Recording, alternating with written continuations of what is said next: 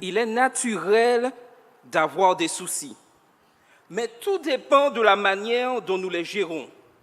Ils peuvent non seulement avoir des répercussions sur notre santé, d'une manière générale, mais affecter considérablement notre foi.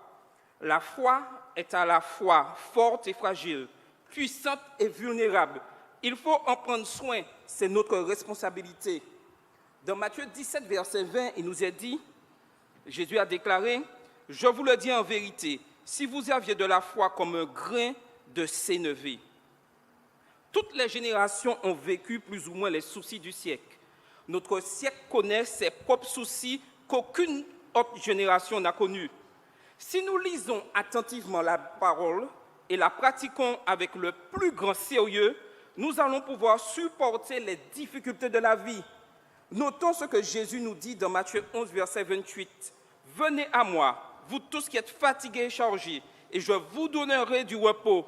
Prenez mon joug sur vous et revêtez mes instructions, car je suis doux et humble de cœur, et vous trouverez le repos pour vos âmes, car mon joug est doux et mon fardeau léger. » Et l'apôtre Pierre ajoute dans 1 Pierre 5, versets 6 et 7, « Humiliez-vous donc sous la puissante main de Dieu, afin qu'il vous élève au temps convenable, et déchargez-vous sur lui de tous vos soucis, car lui-même prend soin de vous. » Amen. Venir à Jésus et s'humilier sous sa puissante main signifie que nous devons reconnaître nos limites et que sans Dieu, la vie est difficilement supportable. Nous devons prendre conscience que Dieu doit occuper une place d'honneur dans notre existence. Lorsque nous nous déchargeons en ayant le bon réflexe d'une vie de prière régulière, une puissance surnaturelle nous est communiquée. Notre foi sera particulièrement aérée et pourra ainsi se développer et porter un fruit abondant. Oui, si nous voulons traverser les soucis du siècle, allons au pied de notre divin maître et nous aurons la paix. Chantons ensemble le numéro 180 de notre hymne louange, « À tes pieds, ô divin maître ».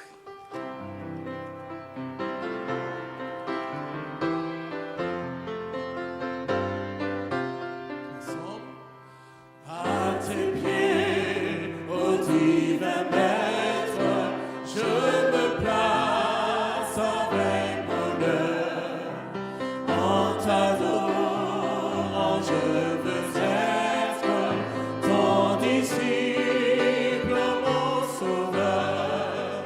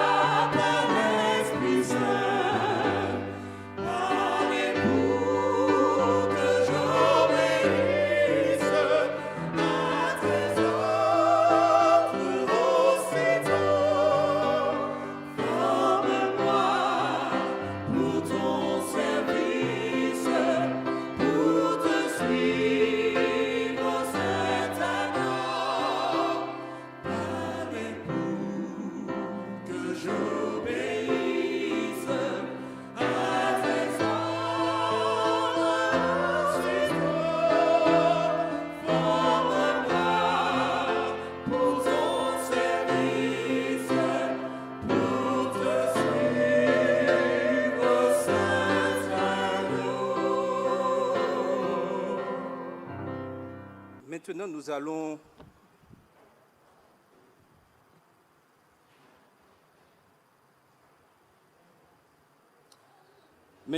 allons passer à notre moment de, je dirais, en ce matin, de moment important de la leçon de l'école du sabbat. Et ce matin, nous aurons une dizaine de minutes pour parler de cette leçon que nous avons vue, que nous avons étudiée au cours de cette semaine et qui a pour titre « Jésus, notre fidèle frère ». Et en ce matin, je ne souhaite pas faire une prédication. Je souhaiterais avoir un échange. Et je vais utiliser Jonathan qui va nous lire les textes pendant ces 10 minutes. Et vous aurez l'occasion de pouvoir répondre à certaines questions et pouvoir partager votre ressenti, ce que vous avez ressenti au cours de cette étude. Je peux vous dire qu'en ce matin, et j'espère que chacun d'entre vous, vous avez cette certitude, j'ai la chance d'avoir un frère fidèle. Qu'en est-il pour vous? Pareil, j'apprécie cette réponse. Il y a tellement de relations tragiques entre les membres d'une famille, des frères et des sœurs qui ne veulent pas se parler, des parents et des enfants qui ne s'aiment pas. Toutes mes relations familiales, toutes nos relations familiales doivent chercher l'excellence.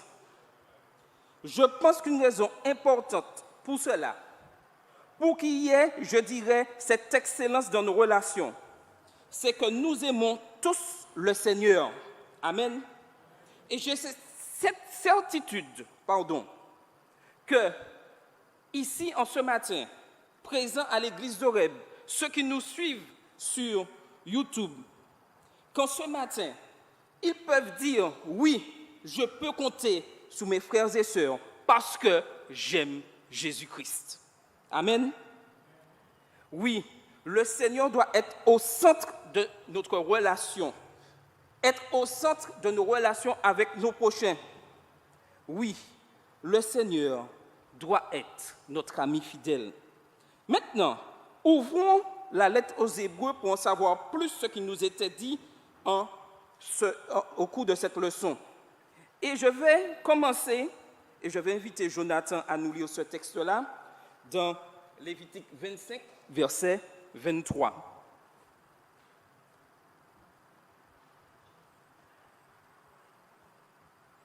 Et vous pouvez aussi ouvrir vos Bibles. Lévitique 25, verset 23. Lévitique 25, verset.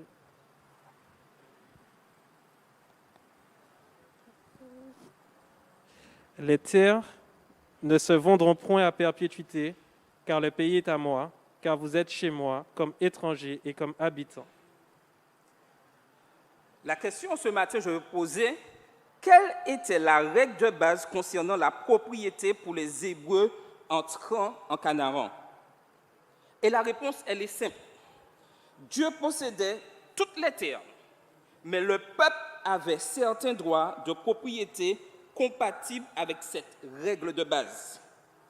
Aujourd'hui, avons-nous cette certitude que toutes nos terres appartiennent à Dieu et que nous sommes juste des administrateurs? Si certains d'entre nous avaient compris cela, beaucoup de guerres dues à l'achat de terrain, à l'héritage de terrain, auraient pu être évitées.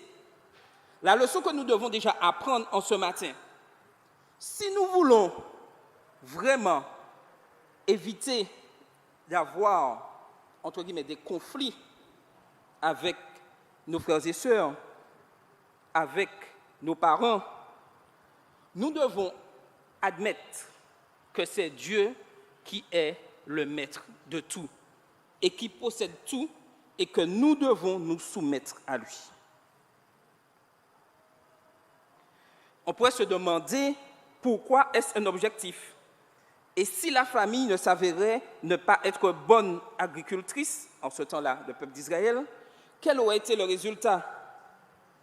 Mais il nous est dit ce matin que la propriété était le moyen par lequel nous pouvions gagner des vies. Cette règle devait protéger les gens de la pauvreté. Et c'était cette règle que Christ avait mise en place. Maintenant, voyons cette partie importante de notre étude, notre frère rédempteur. Et Jonathan va nous lire dans Hébreux 2, versets 14 et 15, ce qui est dit. Hébreux 2, versets 14 et 15.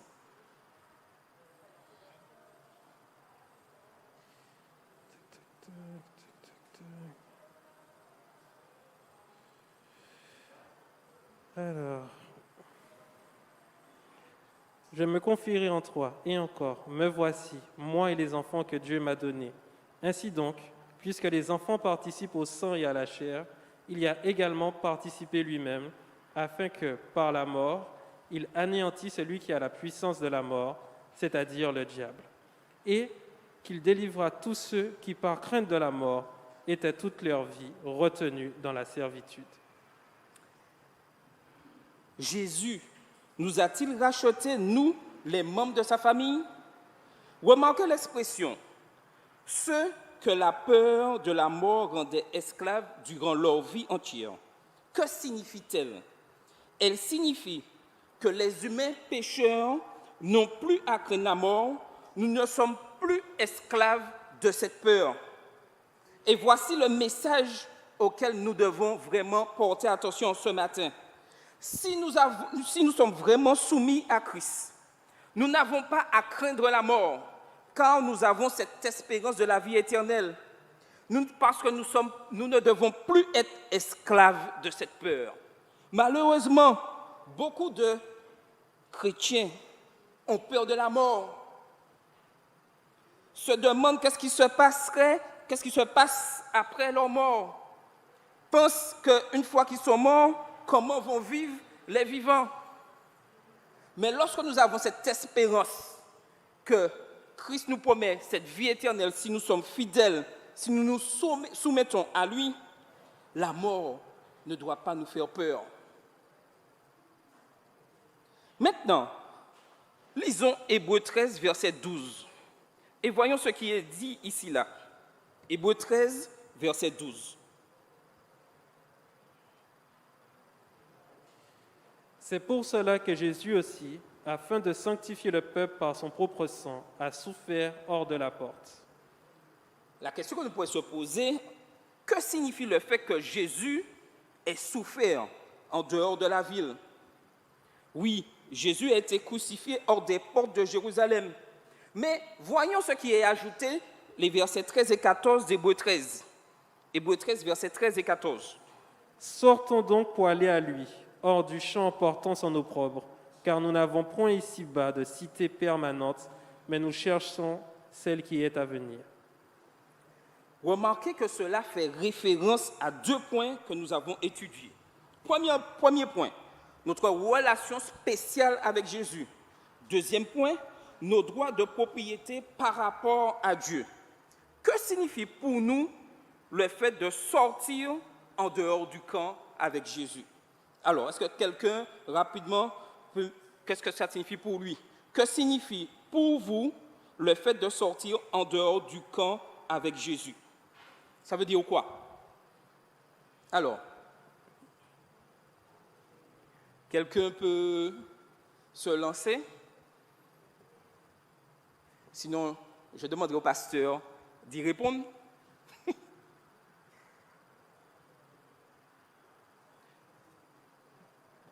Alors, qui se lance?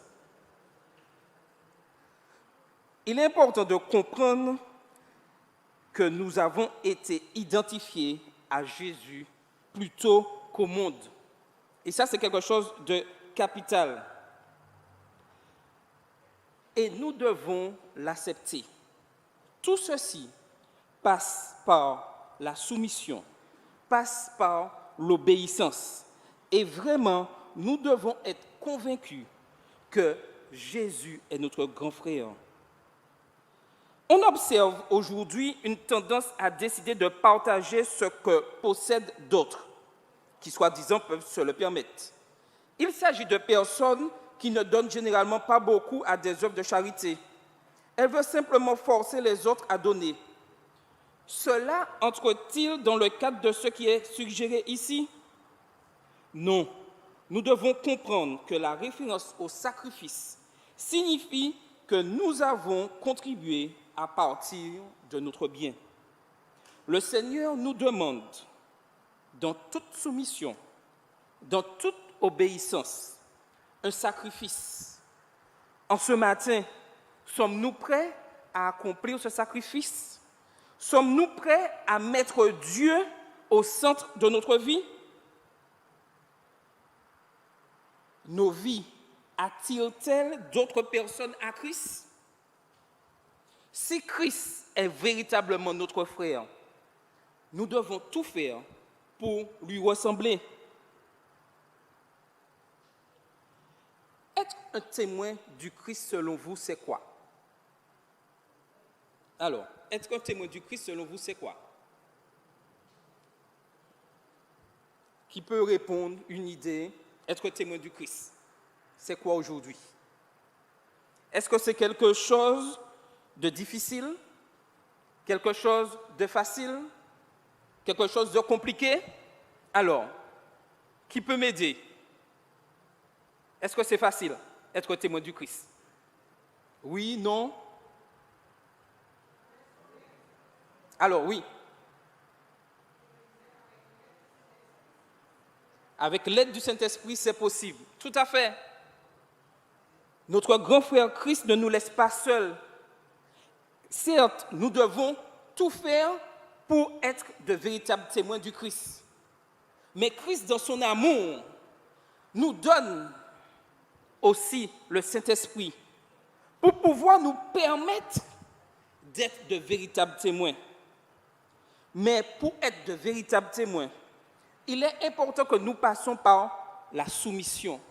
Et c'était un mot qui a été sans cesse répété au cours de la leçon de cette semaine. Soumission, obéissance. Notre nature humaine, n'aime pas cela. Depuis qu'on parle de soumission, d'obéissance, nous avons, en tant qu'être humain charnel, un petit problème. Mais en ce matin, Christ nous dit, si tu veux avoir la vie éternelle, si tu veux me ressembler, tout ceci passe par la soumission et l'obéissance. Et Christ lui-même, lorsqu'il a dû passer par ce chemin du calvaire, s'est soumis à cette volonté de Dieu. Et il a dit non, pas ma volonté, mais ta volonté. Aujourd'hui, sommes-nous prêts à dire non, Seigneur, oui Seigneur, pas ma volonté, mais ta volonté dans ma vie? L'obéissance passe par une fidélité à Dieu. Cette fidélité ne passe pas en étant inactif, en étant, je dirais, patient à attendre que quelque chose arrive. Nous devons être individuellement des éléments actifs prêts à proclamer que Christ revient bientôt. La situation des Hébreux en ce temps-là, où Paul écrit, ils luttaient et faisaient face à l'hostilité. Ils étaient confrontés à la crainte réelle de devenir pusillanimes et de se lasser. Aujourd'hui, nous sommes dans la même situation. Le Seigneur nous interpelle. Malheureusement, une majorité d'entre nous, nous restons là, affables, écoutants et ne passant pas à l'action. Si nous voulons obtenir cette vie éternelle, celle-ci passe par l'action dans nos vies. Chers amis, Jésus est notre frère. Il nous a rachetés tout comme la famille rachetait les biens dans le système lévitique. Il a souffert à notre place, plus que nous ne souffrirons jamais. Il a remporté la victoire pour nous. Voulons-nous accepter de le rejoindre aujourd'hui et de partager avec d'autres son identité? La balle est dans notre camp. Christ est là et attend notre réponse. Amen.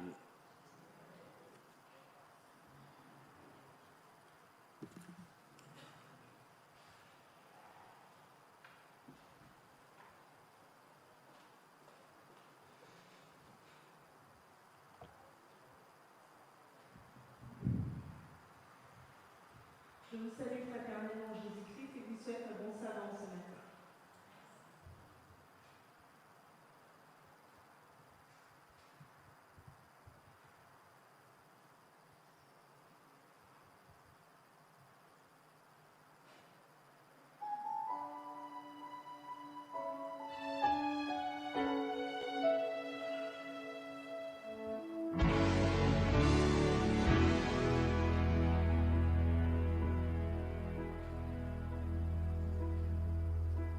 Nous sommes des pèlerins sur la route étroite. Ceux qui nous ont précédés guident nos pas. Exhortant le fidèle, encourageant le faible, leur vie une preuve vivante de l'amour sublime de Dieu. De si grand nombre de témoins, progressons ensemble, non seulement pour la couronne, comme ceux qui étaient avant nous, et pour ceux qui seront après nous, laissons l'héritage de paix existant depuis longtemps.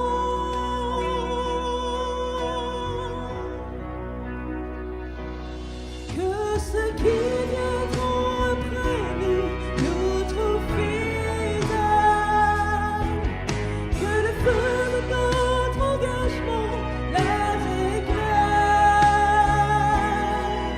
que les traces que nous laisserons les guident vers la foi, et que nos vies leur inspirent l'obéissance. Que ceux qui viendront après nous trouvent fidèles.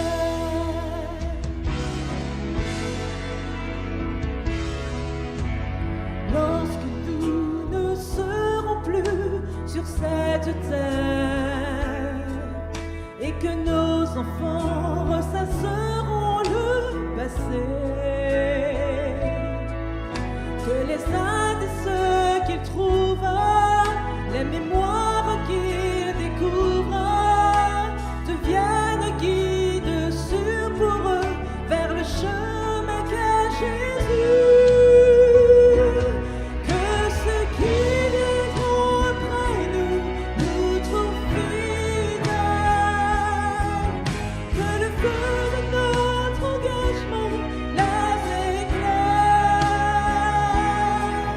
que les traces que nous laisserons les guident vers la foi, et que nos vies leur inspirent l'obéissance.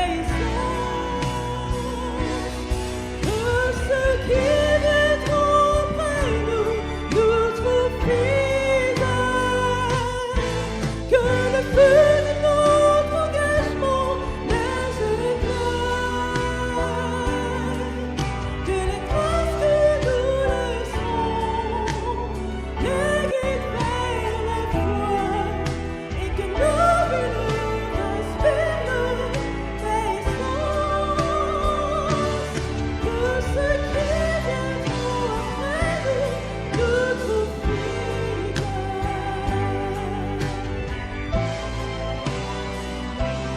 Que ceux qui viendront après nous trouvent fidèles.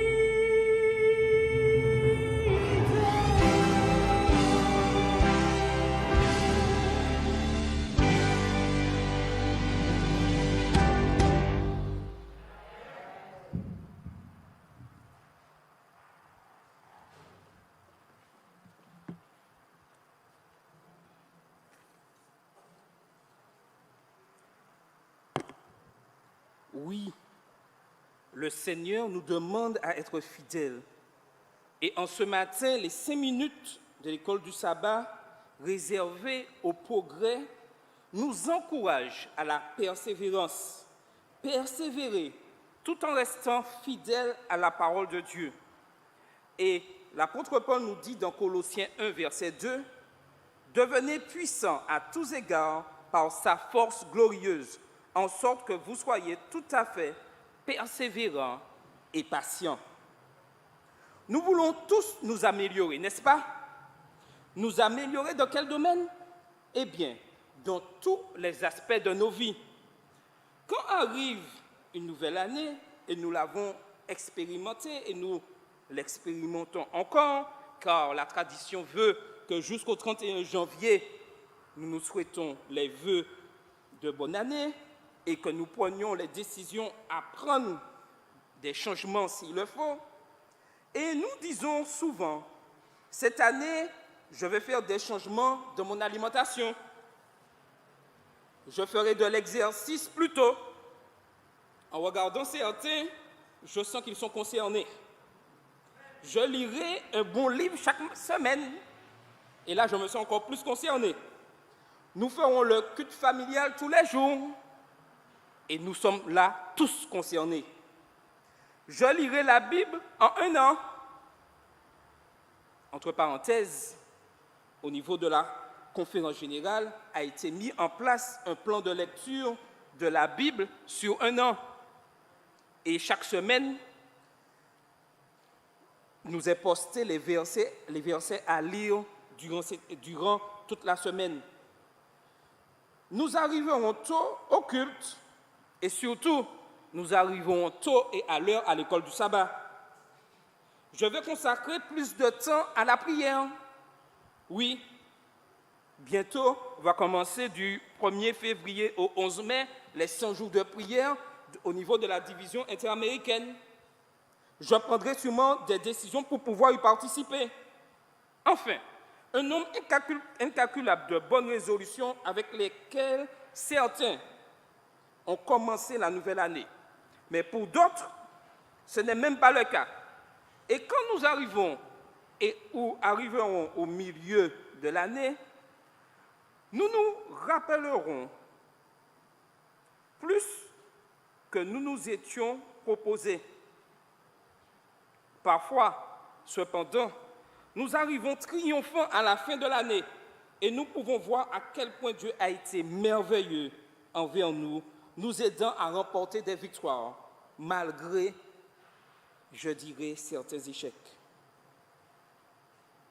Pendant les mois de confinement, en raison de la pandémie, nous avons pu profiter du temps pour étudier plus profondément notre Bible et nous rapprocher de Dieu. N'est-ce pas? Je peux en témoigner que durant ces temps-là, j'ai pu passer encore plus de temps à l'étude de la parole de Dieu, mieux comprendre ce que Dieu veut nous révéler, mieux comprendre ce que Dieu a à nous dire. Mais si pour certains d'entre nous, ce n'a pas été le cas, je peux vous assurer, et je vous donne l'assurance en ce matin, que nous avons un Dieu merveilleux qui, malgré, je dirais des fois, nos absences, est prêt à tout moment à nous aider à grandir. Il n'est jamais trop tard pour s'adresser à Dieu. Tant que nous avons ce souffle de vie en nous, nous avons cette occasion. Mais ne laissons pas passer ces occasions. Nous devons nous réformer. Nous devons passer par certaines épreuves pour notre bien. Je vous exhorte à chercher la source de la puissance et à boire à ses eaux, afin de pouvoir dire à la fin de cette année 2022, jusqu'ici, l'Éternel nous a secourus. Amen. Dans quel domaine avons-nous entrepris de nous améliorer cette année? Soyons constants, soyons persévérants. L'intégrité, la fermeté et la persévérance sont des qualités que tous devraient cultiver avec sérieux. Celui qui les possède reçoit une puissance irrésistible qui le rend assez fort pour faire le bien, résister au mal et supporter l'adversité. Et c'est la servante du Seigneur, Ellen G. White, qui le dit dans Conseil aux éducateurs, aux parents et aux étudiants, le chapitre « Le choix des fréquentations » à la page 181. Nous pouvons commencer aujourd'hui même, si nous le souhaitons. Dieu est le Dieu des nouveaux commencements. Demandons-lui de l'aide, car il est la force de nos vies, notre lumière, notre refuge, notre rocher. Allons à Jésus. Ne pensons pas qu'il est trop tard. Il nous aidera à être constants. Oui, il nous attend. Il nous attend les bras grands ouverts. Et comme Carole vient de dire dans son chant, que ceux qui viendront après nous nous trouvent toujours fidèles, que le feu de notre engagement les éclaire, que les traces que nous laisserons les guident vers la foi. Et nos vies leur inspirent l'obéissance, que ceux qui viendront après nous nous trouvent toujours fidèles. Et c'est le souhait de l'école du sabbat en ce matin. Et je vais vous inviter à vous lever et je ferai une prière.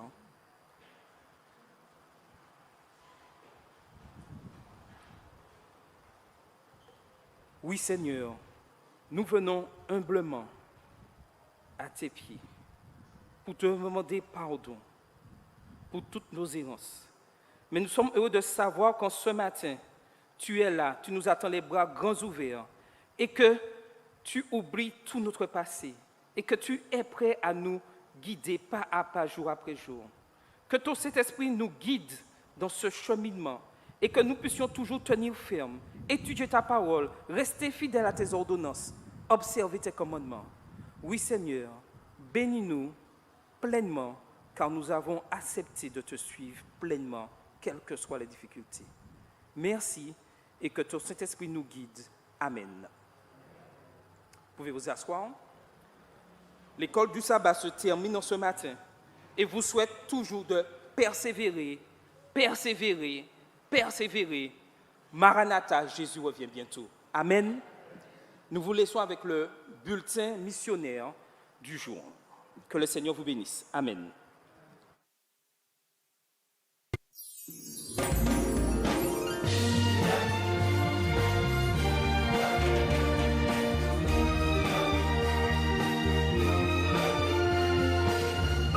Bienvenue aux informations mondiales des missions. Aujourd'hui, nous verrons connaître la Bible. Angelo Pereira était un membre actif d'une église dominicale dans le village de Kodo au Timor.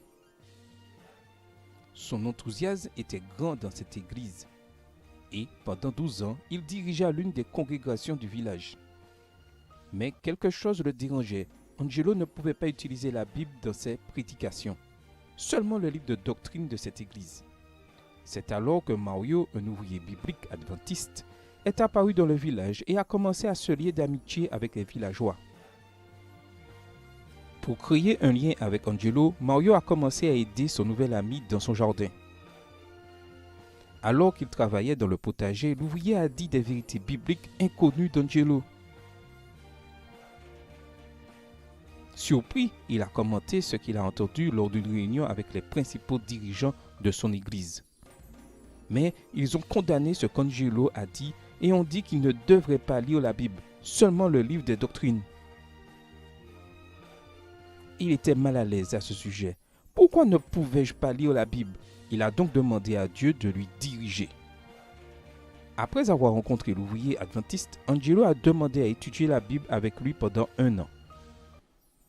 Les deux ont étudié la Bible en profondeur, comprenant les 28 croyances fondamentales de l'Église adventiste du 7e jour.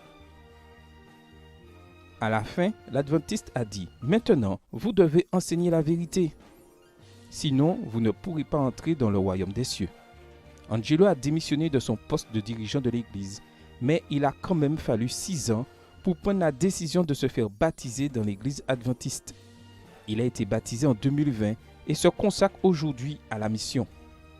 Et prie pour que ses enfants et sa femme prennent également la même décision. Il y a 6 ans, nos offrandes ont aidé à construire la première et la seule école adventiste du Timor. Et ce trimestre, nous aiderons à construire un logement dans cette école pour les enfants de villages éloignés. Soyons généreux. Bon sabbat à tous.